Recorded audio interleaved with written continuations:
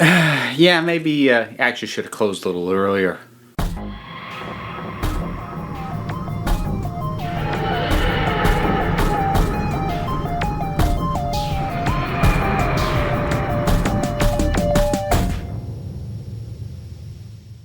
Continuing Overdue Doctor Who review, and we arrive at closing time. I honestly wasn't sure what I was going to think about this one. My general impression of it has never been glowing, but I also see it frequently derided as like really, really bad.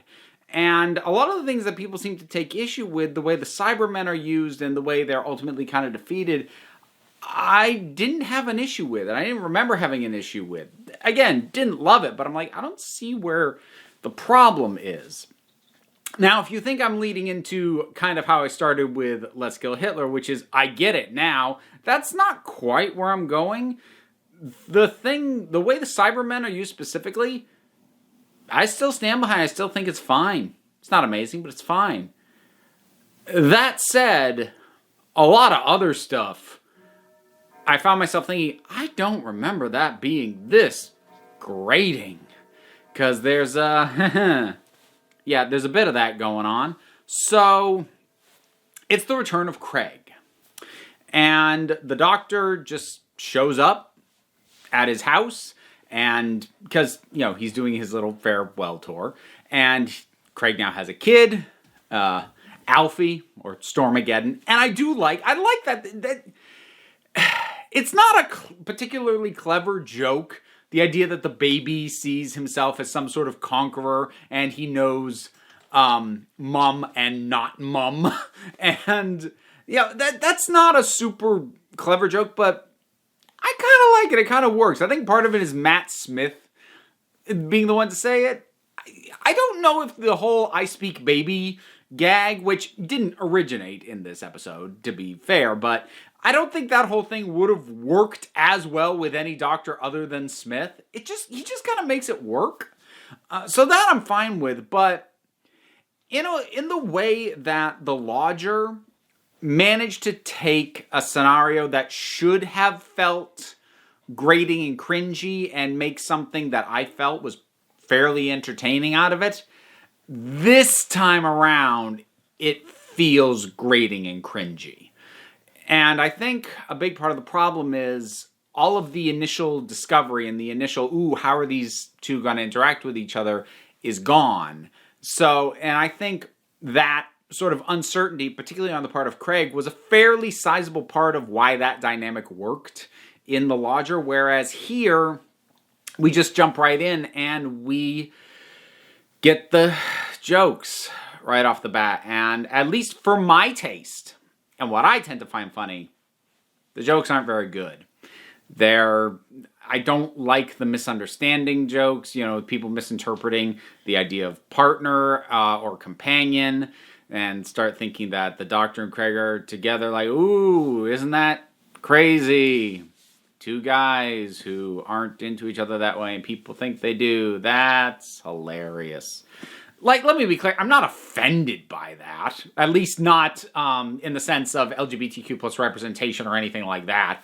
I'm slightly intellectually offended because that is just such a lame and tired joke at this point. So, I don't much care for that. And the dynamic between Craig and the Doctor, I think maybe it's because Craig is completely on the Doctor's side this time. He's not questioning him a ton. He's not doubting him. Him doing that across the Lodger and then at the end trusting him was a great way to end and climax that story. Here, him just trusting him right off the bat, like the whole dynamic's a bit dull, a bit boring. There isn't really a lot to this thing. I do like the moment where the Doctor spots Amy, and we see the poster, the modeling, and the scent for Petrichor. I actually quite like that. And again, like the idea that Amy would get into modeling, to me that tracks. That kind of fits who she is. That would be the sort of thing she'd pursue. That makes sense to me. It feels grounded in character. So that works, and I think it's kind of a sweet moment. And I like that the Doctor doesn't approach her. He just sort of has a little, moment for himself. So then there's the Cybermen. And I've seen over the years, some people get really upset about, that the Cybermen are thrown away on this jokey episode. I think the way the Cybermen are used here is actually more interesting than a lot of the ways we've seen them used. And I tend to feel the same way about the Daleks. In both cases, I think, by and large, there are exceptions, but generally speaking, they are at their least interesting when they just show up as an army. When they just show up en masse and they're this huge threat we have to deal with. That is incredibly uninteresting. I find them much more interesting when they're on the back foot, when they are behaving a bit different from what we would expect, where something seems a little off, because that adds a sense of, I'm not entirely sure what's going on here, even though I know these villains. And now, that doesn't always pan out, because that sort of thing that I just mentioned is true of, say, Daleks and Manhattan and Evolution of the Daleks, and it was true of Victory of the Daleks. None of those quite worked, but I still feel that initial scenario of the Daleks doing something other than just showing up with a fleet is more interesting. Execution can still be botched, but with the Cybermen in this, I don't really think it is. I think the idea that they're, trying to get power to get their stuff up and running again, and they're kind of converting a few people one at a time. They've got the Cybermats out there. The Cybermats are always a weird thing to me. I kind of like that they had the little bitey thing to it, because I think one of the fundamental problems with the Cybermats, if you go back and see their various appearances, I haven't seen all of them, to be fair, but the appearances I have seen of the Cybermats in Classic Who, they never really did a particularly good job of explaining why these things were dangerous, or making them feel dangerous, or sometimes even really properly explaining what it was they were supposedly doing. They just kind of show up and just sort of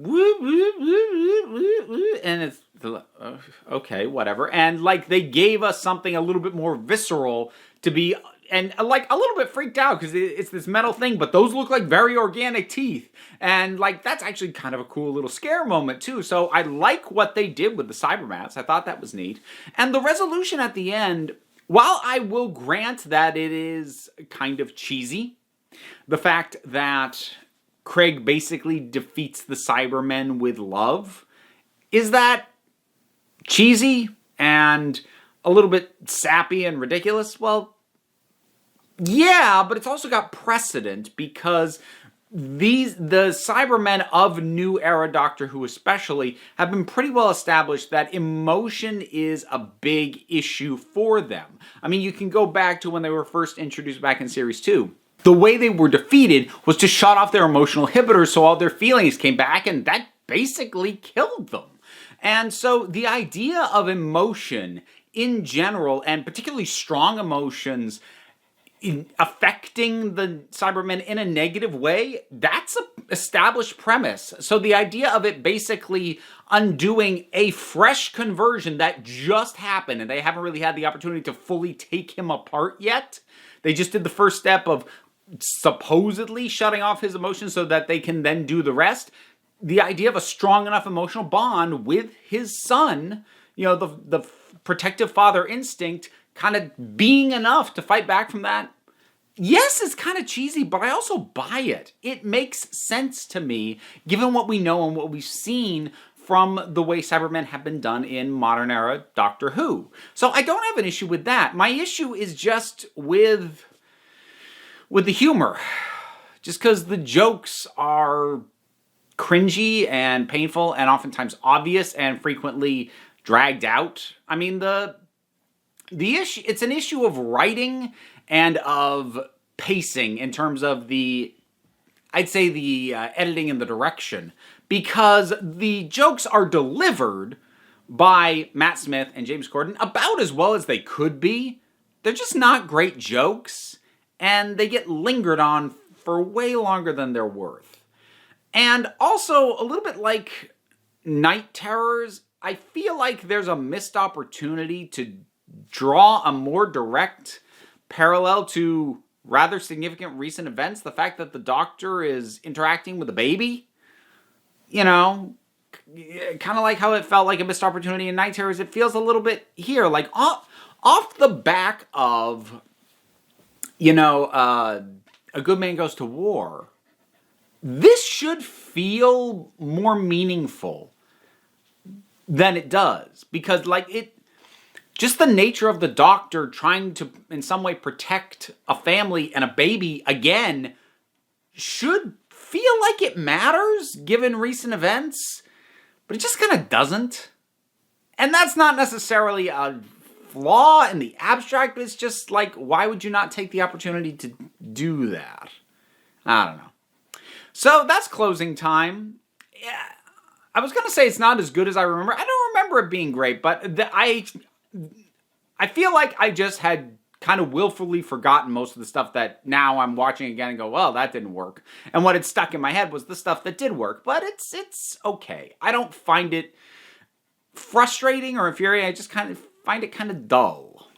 So that's closing time. You rewatched it lately? What are your thoughts on it? Whatever they are, drop something down in the comments. Let's talk about it. You can really help me out by clicking the like, the subscribe if you haven't already, and supporting me on Patreon if you would wish to do so. It is immensely helpful. But there's other stuff for you to do as well. I've got merch. I've got links to social media stuff. It's all in the description. Click on it or don't. You don't have to, because end of the day, you're the council. I'm just running the meetings. And until next time, this council is adjourned.